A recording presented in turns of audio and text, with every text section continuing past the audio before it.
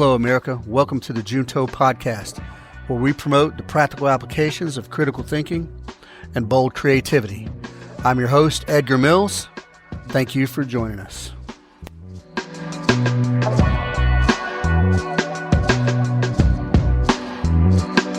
Hello, good people. Today, I want to talk about the arts and the government. I think there's a lot to be said. I have an interest in both, and I think there's a lot to be said for the topic. So I'm gonna share my thoughts with you.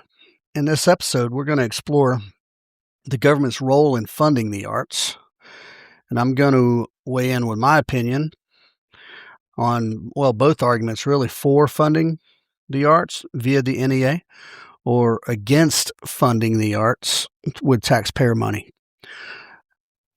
And then I'm probably going to ask the question throughout this entire episode 4, 5, 6 times, who defines art, or who defines the value of the art? All this, obviously, from a slightly libertarian perspective, which I kind of put that on everything. So what if the government decided which books you could read or which music you heard, all under the guise of supporting culture? Does taxpayer funding truly liberate and enable the arts? Or does it selectively promote some works while suppressing other works? I don't know. Are the arts essential to society at all? Well, you guys know that I believe they are, right? If you've listened to any of my stuff before, you know they are. I think they are. And if they are essential, which I think they are, should taxpayers fund them? Yeah, that's the question.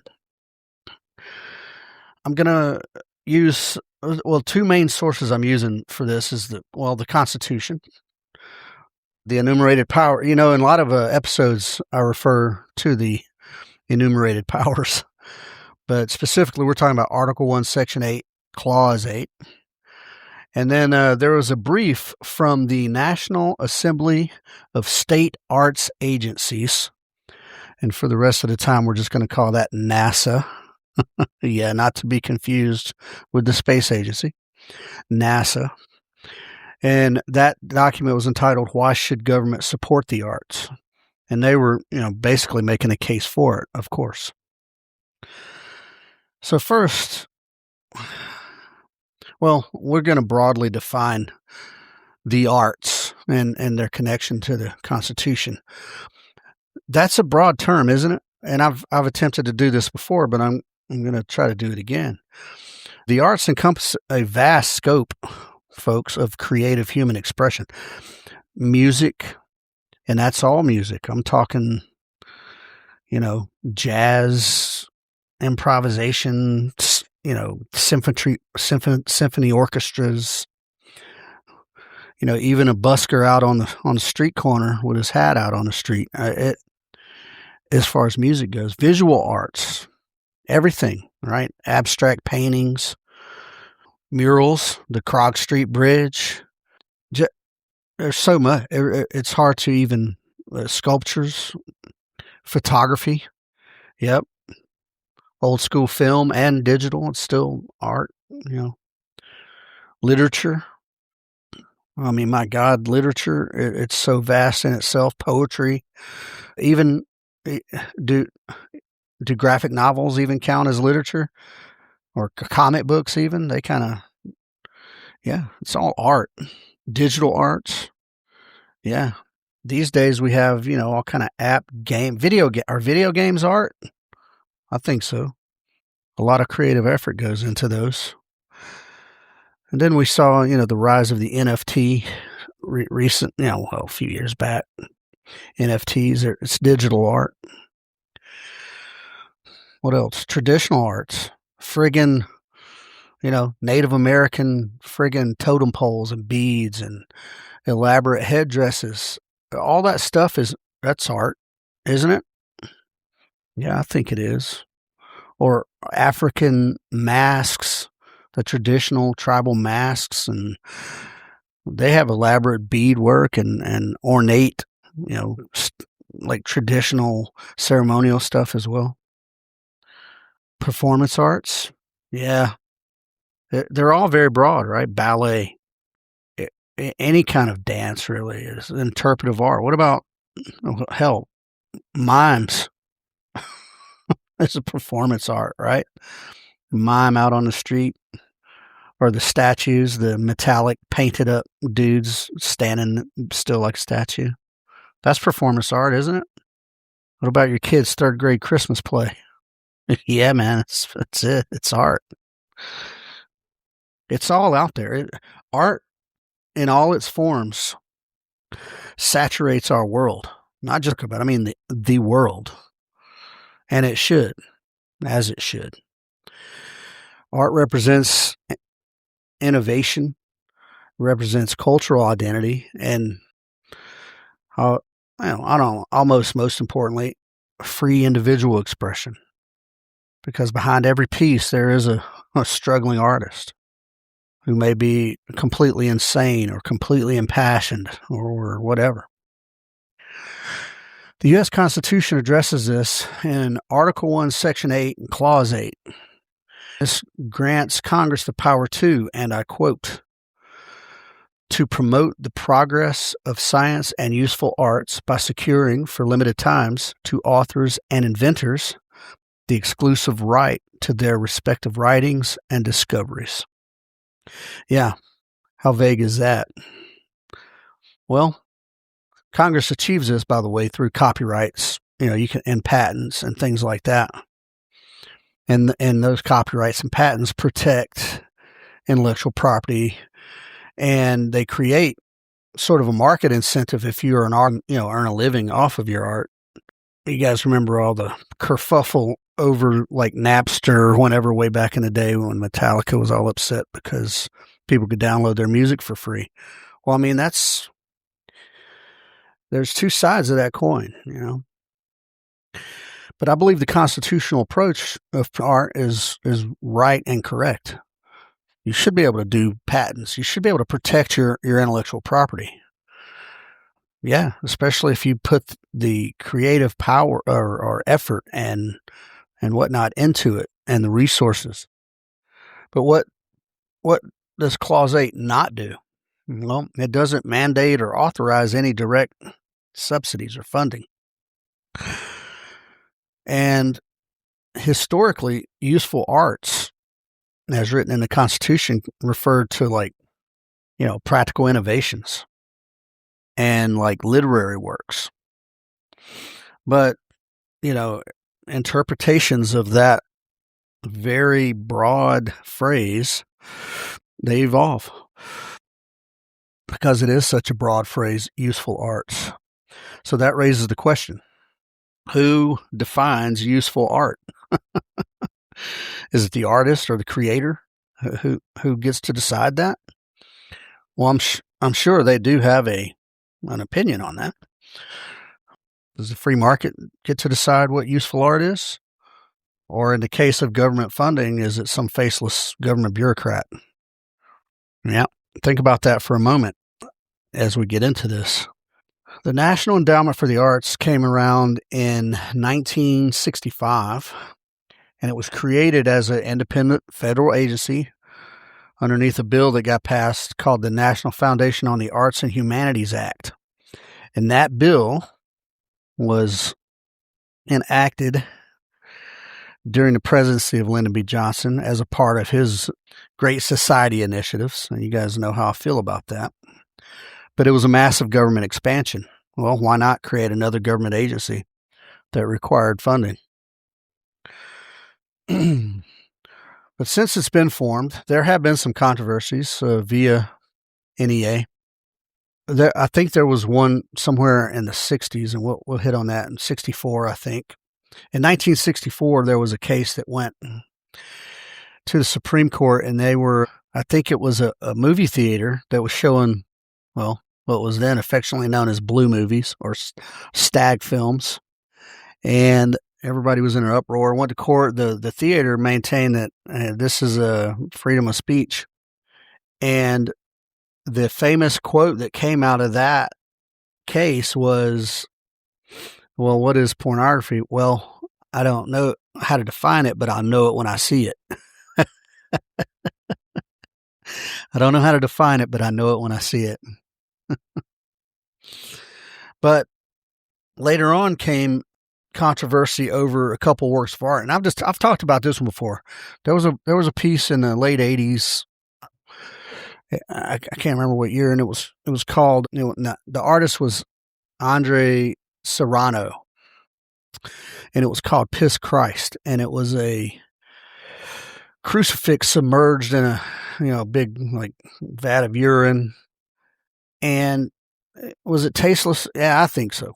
But well, anyway, that was funded via NEA. That whole sort of series that he did was funded via NEA. And then during that same time frame, if you guys remember Robert Mapplethorpe, and his works were controversial. Mapplethorpe was living in New York City and was a homosexual, and he did a series of photography and and these were out, in studios and whatnot. And they drew a lot of heat. I mean, one of them, was like a black dude in a nice business suit, Armani business suit, with his giant cock hanging out. And, that was some kind of commentary on, I don't know what. Robert, and one of them was Robert Mapplethorpe himself, dressed in some, leather stuff with a tennis racket hanging out his anus. Was it tasteless? Yeah, it was tasteless. Should the government fund that? Should the NEA have been funding that? Well, that created a outcry. And during that time, it sparked congressional debates on decency and standards. And during that time, there was a lot of censorship talk. And also, and that was, let's see, who's president? It was George Bush, number one there, HW. And there was a lot of controversy around decency in the art and the funding of the art anyway. And that's when they invoked the "I know it when I see it," you know what I mean? And the LGBT community, they got in an uproar because they were invoking First Amendment. This is First Amendment right. We have a First Amendment right to. This is an impactful thing. But they put a decency clause into the NEA that sort of restricted funding from explicit or pornographic type stuff.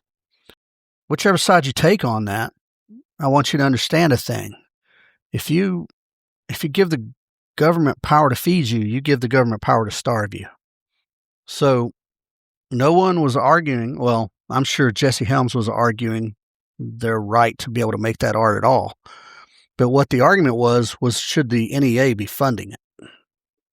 So should they have been dependent upon that art? Now, I don't know how much money it takes to take a photograph and print it off and hang it up in a gallery, but it's not $20,000, $30,000. But at any rate, continuing on, they ended up putting a decency clause in there, and they got defunded on that. Well, who determines what qualifies as art when under government funding? Is it elected officials and bureaucrats, or public pressure from a voting bloc? Yeah. Whose metric applies? Is it whatever the majority cultural norms are? Or do we exclusively promote minority perspectives? Or is there some kind of magical universal standard to apply to that? Who knows? Well, when the government's involved, if anything is for sure is that you don't get to determine the metric. And during those cases with Serrano and Mapplethorpe, Jesse Helms, who was a congressman, but like an extreme, the evangelical type. He argued for common decency based on traditional values. And then the artists fought back with First Amendment rights to challenge societal norms. But does government involvement in the arts inherently impose subjective values, which in turn potentially excludes art that is uncomfortable or extreme or avant-garde or whatever, or critical of the government even? Well, common sense will tell you yes. Government funding always comes with strings attached, right? Am I right or wrong? Does government funding always comes with strings attached? So let's explore arguments for taxpayer funding of the arts through the NEA. Now, NASA, we said, not the space exploration. The NASA brief presented. They did it. The brief was good, and it was very thorough. If not, it was a little contradictory at some points, but they had sort of an evidence-based approach to make the case for taxpayer funding. And one, they pointed out that states already provide some funding for the arts at the state level, and that it's largely supplemented by federal dollars. Like that federal money isn't the only money going in, that it's a mutual effort. And so some of the things they point out in that brief is the economic factors, and they argue that arts generate jobs, right? So let's say the Atlanta Symphony Orchestra, that employs X number of musicians, or even local music for that matter, or like tourism at festivals. So in the 80s and 90s in Atlanta, there were tons of festivals. We had the Atlanta Arts Festival and the Jazz Festival and the Dogwood Festival and all these. So the tax revenue and the tourism revenue from things like that, they argue couldn't be possible without taxpayer funding.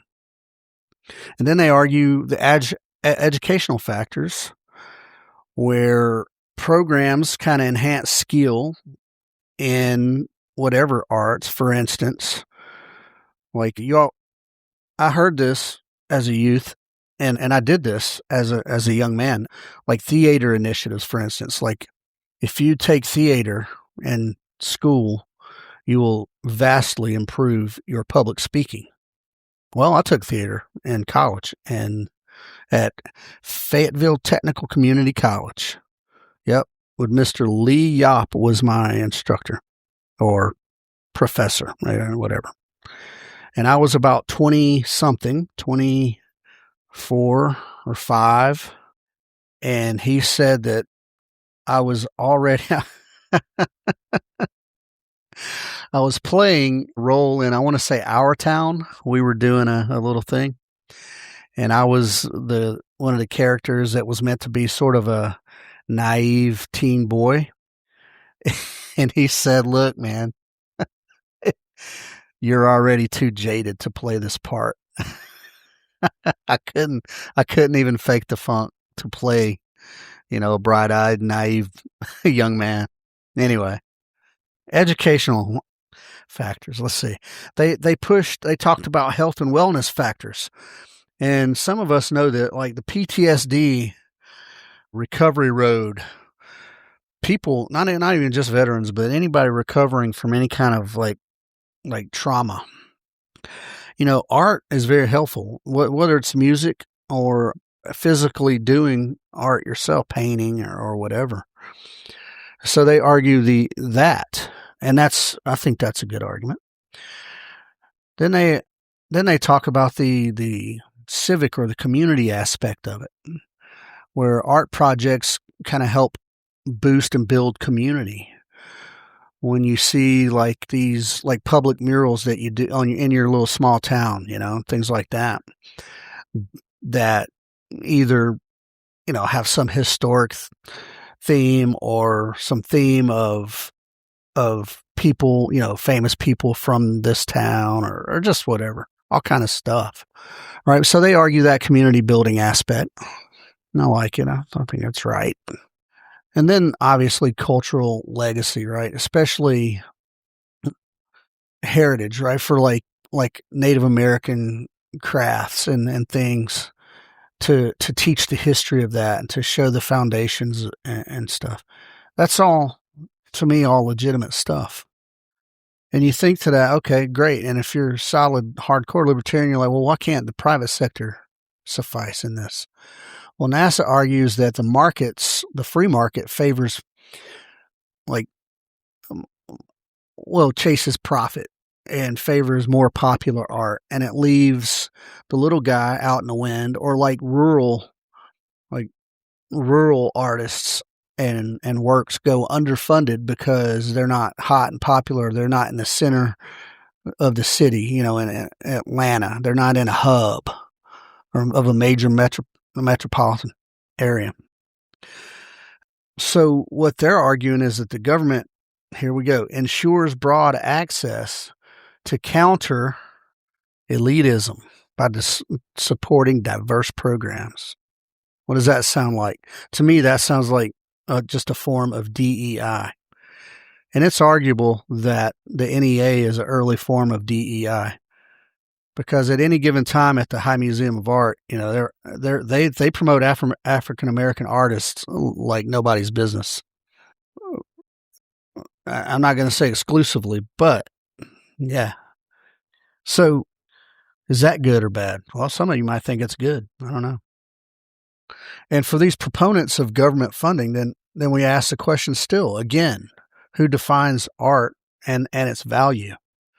Well, the people the NASA, for instance, are the people who strongly advocate for government funding or taxpayer funding. There's no such thing as government funding, folks. It's all taxpayer funding.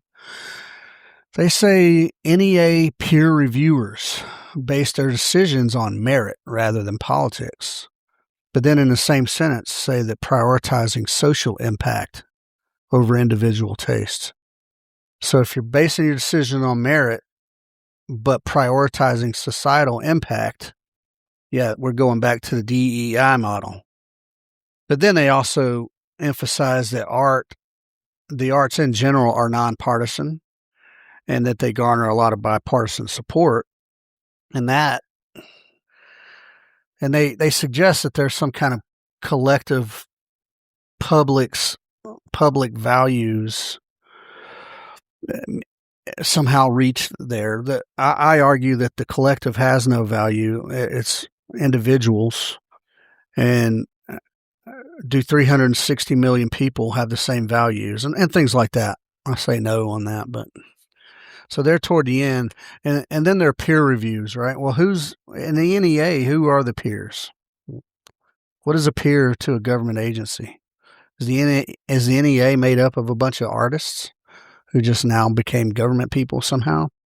And then some of the critiques that the NSA or the NASSAA counters with, well, the arts are elitists. Well, NASA they got numbers that show that there is broad participation in the arts. Mind you, that we broadly define the arts, right? Live music, visual, digital, the whole works. So they have, good numbers of data showing that yeah, a lot of people, and it's not elitism at all. There's the whole spectrum of the financial scale there.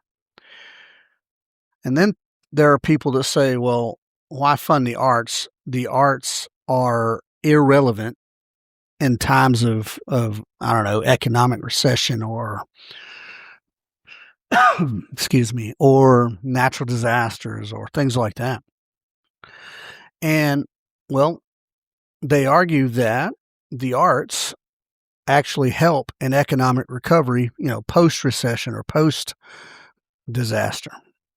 And they got numbers in that briefing that they got there. They got numbers in that, and that looks legit to me.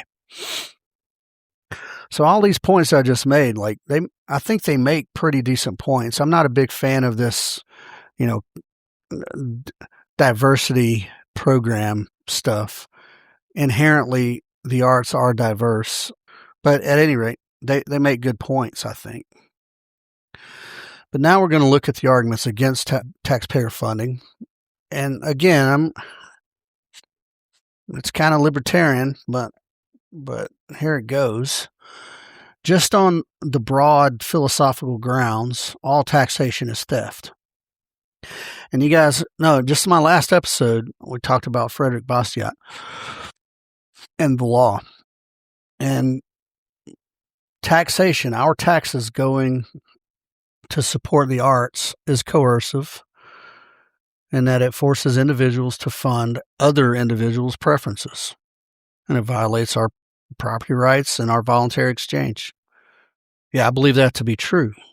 However, more so than that is that anything the government touches, it creates inefficiencies and it creates market distortions with zero actual feedback on what is useful or efficient or wanted or needed.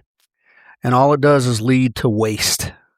Yeah, that's all the government does, is it creates waste and inefficiency. So the government might be giving some little art organization, $50,000 a year, and they're putting on shows that nobody goes to see because it's garbage. They have zero talent, but the government's funding them, and they're riding it, and we're artists, or whatever. And the market's not driving it. And then, in that case, right, the government does what the government does, and it fosters dependency. So now you got an artist out there, let's say with zero talent. Let's say this person shouldn't be an artist at all. They need to go get a job. But they're getting this $50,000 a year for this art project. And, they might be living kind of frugally, but they don't even have a job because they're making enough to live and do their art. Well, that ain't what the government exists for, so that you can just live and do your art. There needs to be value somewhere, and the market needs to dictate that, in my opinion. So the government's paying these people instead of audiences. And if you're doing art just for the sake of doing it, and it's not a means to make a living for you, then don't accept government money to do it, just to stroke your inner creative. So the question is, can the arts survive on private funding alone? Yeah, absolutely they can. Absolutely they can. Now, there's historical examples of that all the way back to the Renaissance, right? Michelangelo was supported by the Medici family, almost exclusively. But modern day, what do we got? We got crowdfunding, right? There's all sorts of means for crowdfunding now. You got your Kickstarters and your Indiegogos, and you got all these web-based things that help people. And then you got social media where people can market themselves and help to raise money for their thing. I'm a strong believer that if you put it out, there is an audience. There is an audience. And if you look over the lifespan of the Kickstarters and the Indiegogos and all that, and look how much money has been raised for various things, man, it's just millions and millions and millions of dollars. And private philanthropy outpaces government funding in the arts. Already. So if it's already outpacing government funding, then why not, right? Then why does the government need to fund it? But there's plenty of sustainability through voluntary demand and not government. Now, this being said, investors and people who give up money usually want something in return when it comes to business investments and things like that. But I think when it comes to art, if your art drew the attention of someone, then they're willing to invest in you, I think they're apt to let you continue on. Like, your art drew their attention to begin with, right? So if you're doing something that they are already attracted to, and they're more apt to stay hands off and let you keep doing your thing, right? And that happens a lot when a private individual comes to an artist. I like your work. I would like you to commission a work. Here's the general thing. Put your flavor on it. You know what I mean? So I think private funding and private philanthropy is far more robust than people give it credit for. And arguably that some people just don't want to go out and do the work for that. It does require work, by the way. So in this sense of non-government funding, right? Private, who defines the value of, and who? Yeah. Here's the ugly phrase that a lot of lefties don't like. The free market determines the value. Yeah. Government fingers allows politicians or agencies to impose definitions. And those definitions are influenced by congressional majorities or lobbyists or whoever. Just like in the 80s with the restrictions on obscene art, because that was a bunch of hyper-conservative congressmen or senators, and they censored, they censored sexually explicit stuff, but they also censored LGBT stuff as well. So in contrast, the private markets, they let individuals value art via their dollars. If obscene art sells, then it has value. That's just it. If some dude or some couple goes to an art museum and pays $30,000 for a picture of Robert Mapplethorpe with a tennis racket sticking out his butt, well, it had value to them. If a private citizen goes and commissions an artist to do a bronze sculpture of Frederick Bastiat, nobody else on the planet may give a crap about that statue but that guy. But that statue has value to that guy. Right? That's it. And the artist. Now, I got to say this. I fancied myself an artist for a while there. Not in practice as far as making money, but in spirit.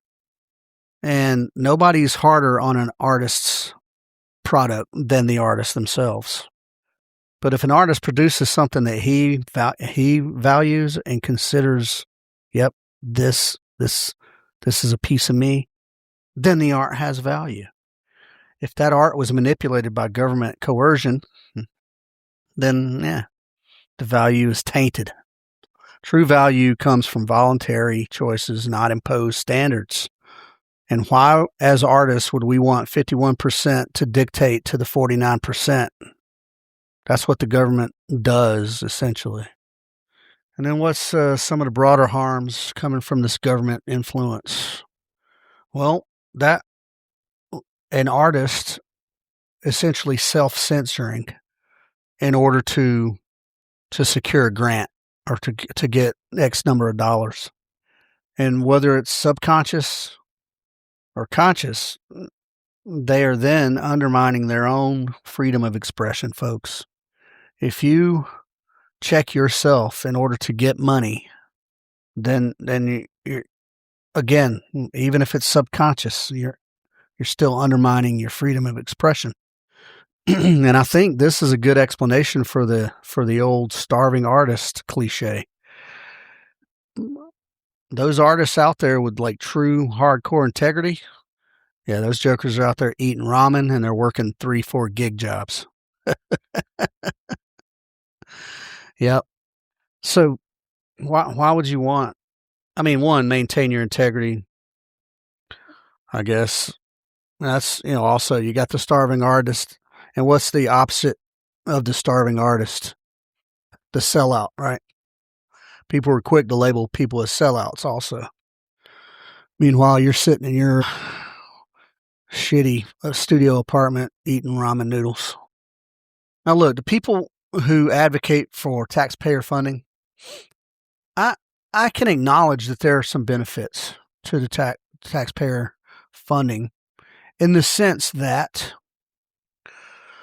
like, if my taxes, I'm involuntarily paying taxes anyway. If they got to fund something, then and promote the arts, then let's do, via the Constitution. Okay. If the NEA exists anyway, then I prefer to fund it over other agencies like, I don't know, the CIA, the IRS, the EPA, the DOE, the DHS, the TSA, FCC, CPA, HUD, and never mind UN and NATO, right? And all those. There's only about, 400 and odd agencies out there that could disappear, and that'd give us more money to fund the arts or whatever is stated in the Constitution. Now, that being said, folks, the 2005 budget for the NEA was about $207 million. To the average human, $207 million is a lot of money. In the scope of the federal budget, that is a piss drop in the ocean. So the NEA isn't really taking up that much money. I'm not excusing it, and I'm not saying we should fund flippant projects because they're under a certain threshold. I think all things that are considered waste, fraud, and abuse should go away. But the NEA, well, it does exist via law, but so does every agency. But as far as the Constitution goes, it does say promote the arts, at least. Useful arts, it says. So at least that's in there. So yeah, if it's got to exist, why not fund it? I think art is as important as any of those other things, especially the Department of Education. I think it could all be privatized, personally. In an ideal libertarian world, ideally in a true free market, support for anything comes forth without any coercion. And we could have individual and corporate sponsorship of things. Everybody gets mad about corporate sponsorship. And yes, sometimes there are strings attached with the corporations too, but guess what? You're not beholden. You know what? If they don't want to give you money, fine. Just like with the government, right? If you don't want to give me money, fine. Be able to do without it. There are individual philanthropists out there who, if that's where you're at, if that's what you're looking for, to get these artistic programs on the move. And then there's the trade-off always. Sometimes you have to bend a little. You have to bend your integrity a little bit on one project so that you can spend money on another project. And that might be a little disingenuous to the people giving you money. They think, oh, well, but there's always, I'm not mad on people that work the system either, really. I'm mad at the system for being workable. But whether it's government or corporate, what's a core risk? Yeah, that's right. That control, that censorship through dollars. It's kind of a trap, isn't it? You're kind of beholden to whoever's giving you the money, unless you straighten those parameters out very early in the game. And it gives the government or the corporation or whoever leverage to withhold support if they don't like what you're doing. And that creates, whether it's direct or indirect, it creates censorship.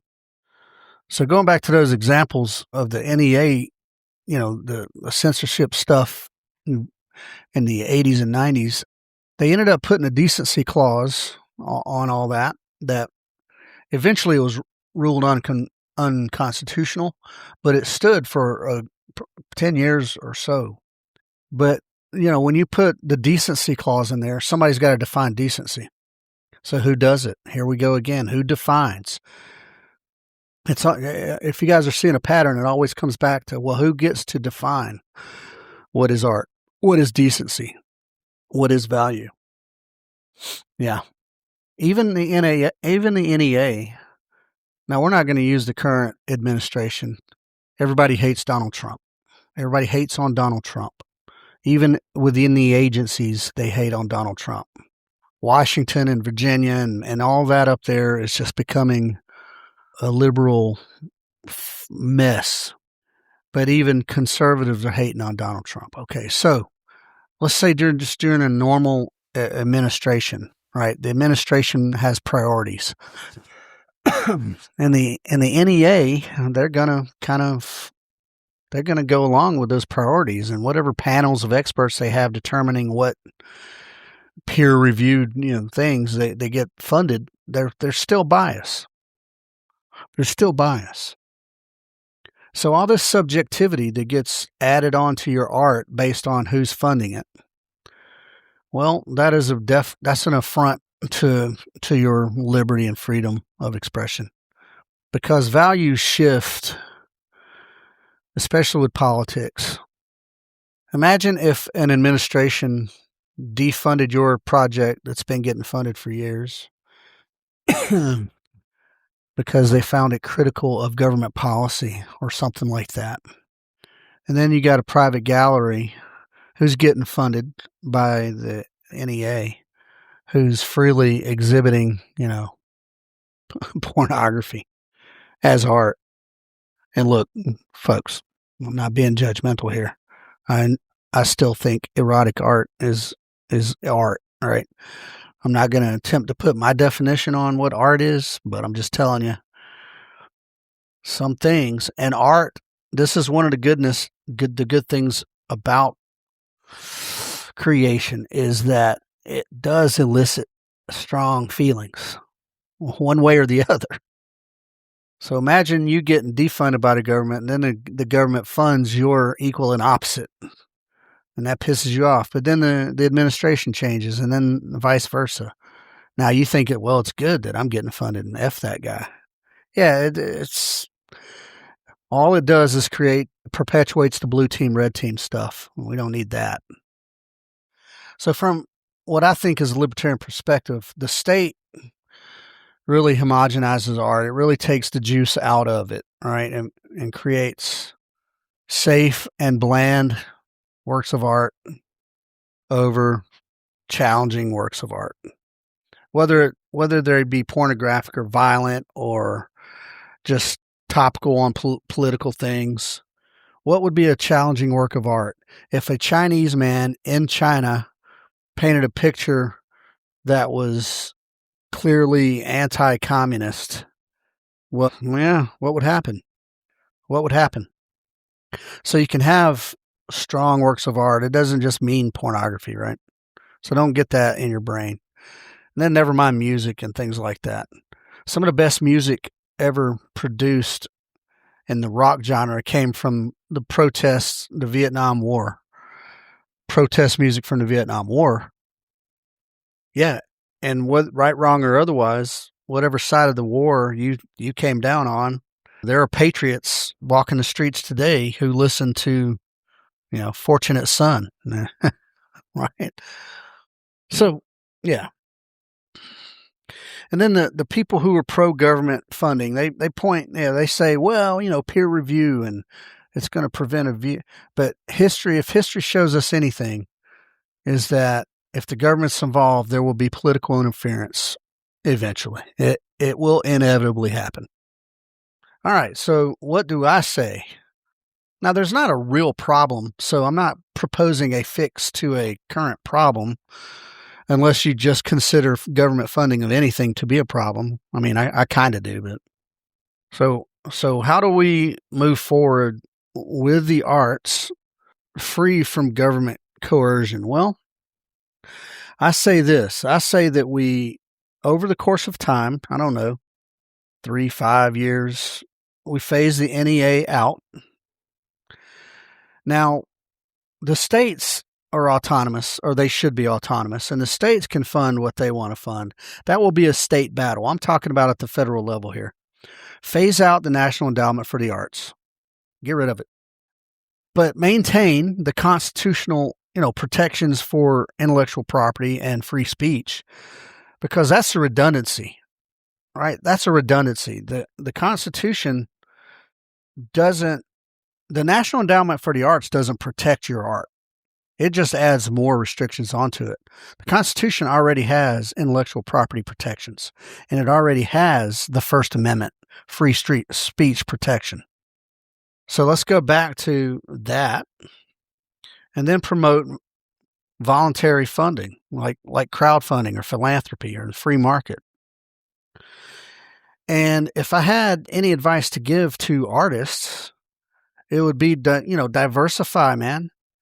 Do things like, a lot of these people have a Patreon where it's like a subscription based thing. And, even if it's a couple bucks a month or whatever, that stacks up. And then you could sell the social media is a way to promote your goods. And if you're trying to make a living via art, that's a good way to do it. Post your stuff up in different places. One of my favorite coffee shops here in Rome is Swift and Finch, and they always display art from local artists, and it changes periodically, and it's an awesome thing. So diversify where and how you're getting your stuff out there to other humans, and go pitch yourself to different studios and whatnot, and put out an all call for investors or supporters and things like that. And then my advice, or my call to listeners, my call to action to listeners, is that go and support art directly. I mean, literally, if you're at the coffee shop, buy a piece of art if it speaks to you, support it. Go listen to live music, or go to a concert, or go to a local theater. And I don't mean the Cineplex, man. I mean, like it or not, the movies are art as well, aren't they? But go to a local production of whatever, the Rocky Horror Picture Show, My Fair Lady, whatever it is. Go to these small, spoken word, open mic spots. Support these humans. In a voluntary system that I'm putting out here, who defines value? Yeah, the individual. And a bunch of individuals make up the market. And each individual has his own personal guide, his own personal values. And that right there, good people, is true diversity without coercion. If your art speaks to someone without government coercion, without somebody pushing an agenda. Now, if your art is specifically targeting a certain demographic, then right on, man. That's on you. That's your prerogative to create art for whomever you want. But I think doing it this way builds better resilience, more innovation, and is more accurately aligned with individual liberty and freedom. That's what I think. All things voluntary, good people. That's what I believe. All things voluntary. All right, we're going to wrap it up here. The people who propose the taxpayer funding, they emphasize the societal gains and the equity in the arts. And then critics, like me, highlight the coercion and the inefficiency and the inevitable censorship risks, especially around who gets to define the art's value. So be skeptical of taking government money, for sure. And if you're out there, just support the arts individually. And let's all pursue voluntary, creativity, voluntary interaction. All right, good people.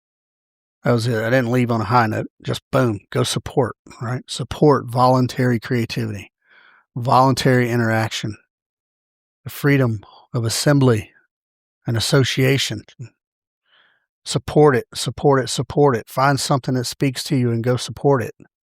Create something that speaks to you and go promote it. That's it. Good people, share your feedback on the website, thejuntopodcast.com, and all the social medias. I do appreciate you folks for listening. I really do. And I encourage you folks, good people, think critically and create boldly. I love you guys.